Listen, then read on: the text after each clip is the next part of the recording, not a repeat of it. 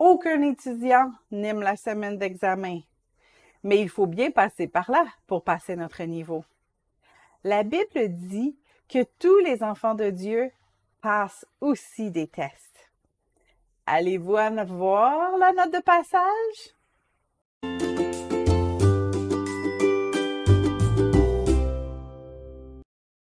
Passer un test est rarement plaisant.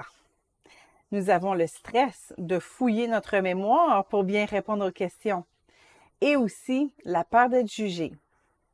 Même si nous nous disons qu'un échec à un examen ne signifie pas que nous sommes nous-mêmes un échec, c'est toujours difficile pour notre estime d'avoir une mauvaise note.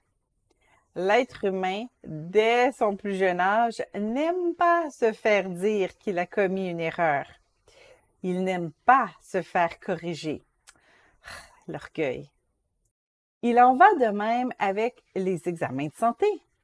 Ce n'est pas des questions à répondre, mais si nous devons tester certaines de nos capacités, c'est parce qu'il y a une possibilité que le résultat soit une mauvaise nouvelle pour nous. Soit nous risquons d'entendre une fatalité épeurante, ou soit le docteur corrigera certaines de nos mauvaises habitudes. Et ce ne sera pas amusant non plus. Donc, l'idée de passer un test, peu importe lequel, ce n'est jamais agréable. Lorsque nous parlons de tests venant de Dieu, notre réaction est la même. Nous devenons inconfortables, découragés parfois. C'est peut-être pour ça que Dieu ne nous dit pas toujours que nous sommes en train de passer un test. Nous l'apprenons généralement après avoir obtenu le résultat. Job ne savait pas qu'il était en train de passer un test. Il pensait seulement que Dieu, soudainement, était injuste. Philippe aussi ignorait que Jésus le testait.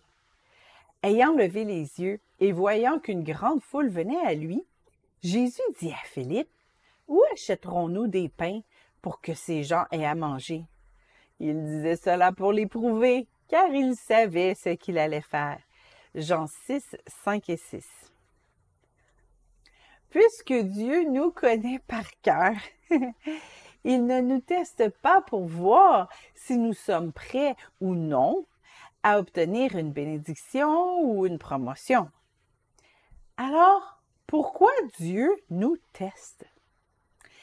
Peut-être pour nous montrer à nous-mêmes que nous sommes capables, que nous avons pris de la maturité ou que nous avons besoin d'être corrigés pour mieux avancer. Les épreuves sont utiles dans notre introspection pour devenir une meilleure version de nous-mêmes. Parlant d'épreuves, même si elles ne sont jamais plaisantes, Dieu n'envoie jamais le cancer chez quelqu'un pour le tester. La maladie ne vient pas de Dieu. Il est un bon père qui ne veut pas voir ses enfants souffrir. Une épreuve peut être exigeante, peut être inconfortable et étirer nos muscles spirituels. Mais son but est pour nous corriger ou nous édifier. La maladie a comme but de nous détruire, de nous tuer. Elle ne peut pas venir de Dieu.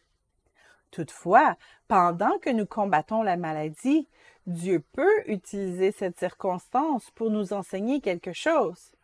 C'est de cette façon que toute situation dans notre vie devient une opportunité, comme le dit Romains 8, 28. Si vous développez votre oreille du disciple, comme Ésaïe 50, 4 le dit, vous pourrez discerner quand vous avez échoué ou réussi un examen. Ah, j'aurais dû faire confiance à Dieu. Il avait déjà prévu la sortie. J'aurais pas dû m'en inquiéter. Avec de la pratique, vous arriverez même à discerner si vous êtes actuellement en période de test. Cette situation semble hors de mon contrôle. C'est peut-être un test pour me rappeler de faire confiance à Dieu. Vous verrez, lorsque les situations éprouvantes arrivent, mais qu'au lieu de paniquer, vous décidez de la considérer comme un test de foi ou de caractère, votre approche sera différente. Ne vous découragez pas si vous réalisez que vous avez échoué un test. Vous aurez la chance de vous reprendre dans quelques mois. Eh oui, le Saint-Esprit a tendance à nous faire repasser par le même type de test tant que nous n'avons pas la note de passage. Comment se passe votre test du célibat?